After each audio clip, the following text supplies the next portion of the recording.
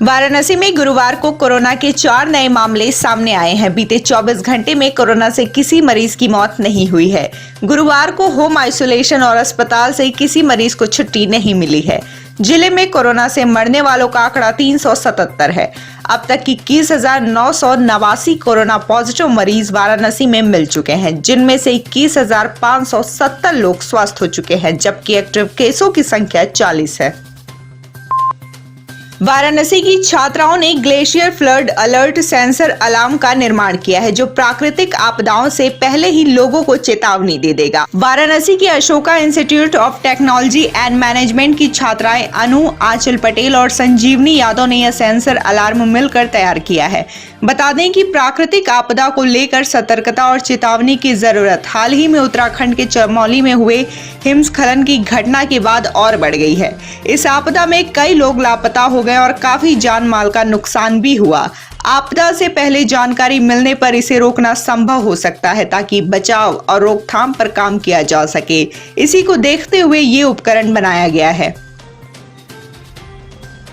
Glacier के आसपास लगाएंगे। ग्लेशियर जब स्लाइड होगा तो ये गिरेगा और ये जो पेंडुलम जैसा दिख रहा है ये टच होगा, और जब टच होगा तो ये जो है हमारा सेंसर लगा हुआ है, इससे हमारा सिग्नल पूरे उस एरिया में मिलेगा। पुलवामा आतंकी हमले में शहीद चंदौली के बहादुरपुर गांव के अवधेश यादव की लंबी अरसे से बीमार चल रही मां मालती देवी का गुरुवार को निधन हो गया। इससे क्षेत्र में शोक की लहर व्याप्त हो गई। उनकी तबीयत बिगड़ने पर पिछले दिनों वाराणसी के हेरिटेज हॉस्पिटल में भर्ती कराया गया था, लेकिन बेटे की शहादत का दर्द नहीं झेल पाई। 2 साल पहले पुलवामा में हुए आतंकी हमले में शहीद हुए अवधेश यादव की मां को गहरा आघात लगा था। इस साल 14 फरवरी पर जब लोग उनके बेटे की शहादत दिवस मना रहे थे, तभी उनकी तबीयत अचानक बिगड़ गई थी। भदोही के भाजपा सांसद डॉक्टर रमेश चंद्र बिंद ने भदोही में वर्षों से लंबित पड़ी सफाई कर्मियों की नियुक्ति के मामले में नए सिरे से जान फूंकी है। लोकसभा में मामला उठाने के बाद सांसद ने इस मामले को मुख्यमंत्री तक पहुंचाया है। भाजपा सांसद ने मुख्यमंत्री को पत्र देकर अवगत कराया कि प्रदेश के कुल 75 से 74 जिलों में सफाई कर्मियों की नियुक्ति हो चुकी है, लेकिन भदोही जिले में सफाई कर्मियों की नियुक्ति लंबित पड़ी हुई है। बीएचयू में संत रविदास की जयंती कार्यक्रम का पोस्टर फाड़ने वाले आरोपियों पर कार्रवाई की मांग को लेकर गुरुवार को छात्र चीफ प्रॉक्टर ऑफिस पहुंचे। बीएचयू की बहुजन इकाई के सदस्यों ने चीफ प्रॉक्टर ऑफिस पहुंचकर चीफ प्रॉक्टर के समक्ष इन बातों की जानकारी दी कि हर वर्ष की भांति इस वर्ष भी गुरु संत रविदास की जयंती कार्यक्रम का आयोजन कर रही है। इस बार भी रविदास जयंती का आयोजन कर रहे थे। 2 दिन का आयोजन है, 26 फरवरी और 27 फरवरी को।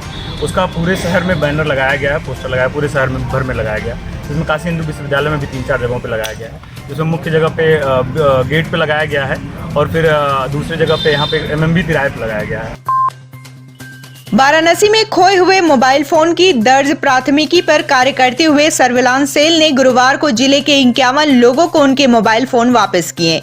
पुलिस लाइन में अपने खोए हुए मोबाइल फोन वापस पाकर बनारसियों के चेहरे खिल उठे। एसपी सुरक्षा आदित्य लांघे के अनुसार पिछले 8 माह में गायब हुए 7 लाख रुपए के mobile phone Varanasi surveillance cell ने बरामद किए हैं। DIG cum SSP Amit Pathak sir के निर्देश अनुसार उसी के क्रम में जो हमारे सर्विलांस प्रभारी हैं अरुण सिंह और उनकी जो सहयोगी जो टीम है, इन्होंने बहुत अच्छा काम किया है। पिछले 8 महीनों में लगभग 51 मोबाइल हैं जिनको बरामद किया गया। ये मिसिंग मोबाइल्स हैं जिनकी मिसिंग रिपोर्ट दर्ज होती है, और उसके क्रम में ये लगभग 7 लाख के मोबाइल जो बरामदगी हुई है। और इसमें यहाँ पे IMEI नंबर जो होते हैं उनके थ्रू हम लोग ट्रेस करके आगे की जो कार्रवाई होती है लोगों तक पहुँचते हैं और मोबाइल्स तक हम लोग पहुँच जाते हैं। वाराणसी के भोजूपीर से मीरापुर बसही तक नगर निगम के प्रवर्तन दल ने अतिक्रमण अभियान चलाया। इस दौरान एसीएम चतुर्थ अमृता सिंह भी मौजूद रहीं।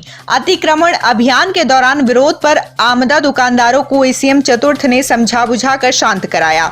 बता दें कि कई दिनों से शासन और नगर निगम को शिकायत मिल रही थी कि क्षेत्रीय दुकानदारों के द्वारा इतना अतिक्रमण किया गया है कि पैदल चलना भी दूभर है, जिसके बाद यह कार्रवाई की गई है।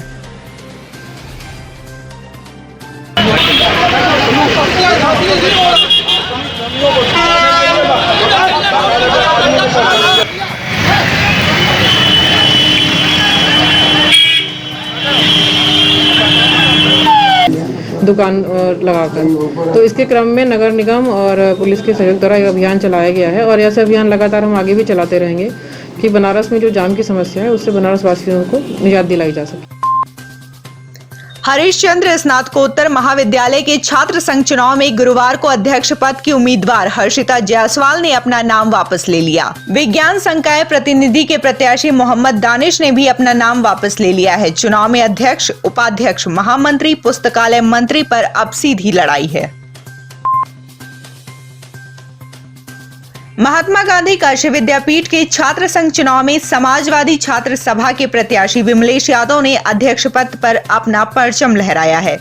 इसके अलावा उपाध्यक्ष और महामंत्री पद पर राष्ट्रीय छात्र संगठन और पुस्तकालय मंत्री पद निर्दल प्रत्याशी को जीत मिली है। इस बार छात्र संघ चुनाव में एबीवीपी का खाता भी नहीं खुला है। चुनाव में निर्धारित समय में 47.38% मतदाताओं ने अपने मताधिकार का प्रयोग किया था, जिसमें 2866 पुरुष और 1428 महिला मतदाताओं ने मतदान किया था। मतगणना में समाजवादी छात्र सभा के अध्यक्ष पद पर विमलेश यादव, उपाध्यक्ष पद पर एनएसयूआई के संदीप पाल, महामंत्री पद पर एनएसयूआई के प्रफुल्ल पांडे और पुस्तकालय मंत्री पर निर्दल आशीष गोस्वामी ने जीत हासिल की है। सपा सुप्रीमो और यूपी के पूर्व मुख्यमंत्री अखिलेश यादव गुरुवार को 3 जनपदों की अपनी 3 दिवसीय दौरे की शुरुआत करने वाराणसी एयरपोर्ट पहुंचे। अखिलेश यादव ने यहां मीडिया से बातचीत में प्रदेश सरकार पर जमकर हमला बोला। उन्होंने कहा कि मौजूदा प्रदेश सरकार जिस संकल्प पत्र के माध्यम से सत्ता में आई थी उसे भूल गई है।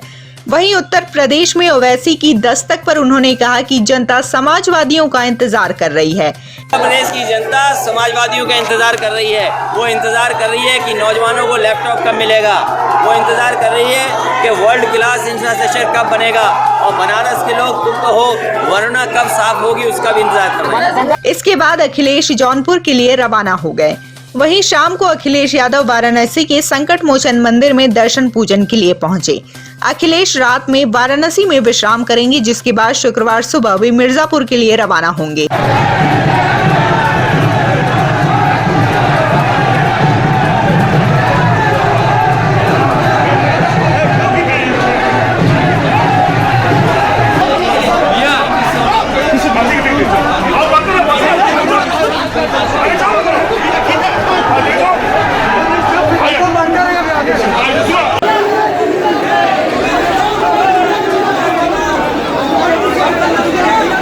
अखिलेश यादव 27 फरवरी को रविदास जयंती पर वाराणसी के संत रविदास मंदिर में मत्था टेकेंगे।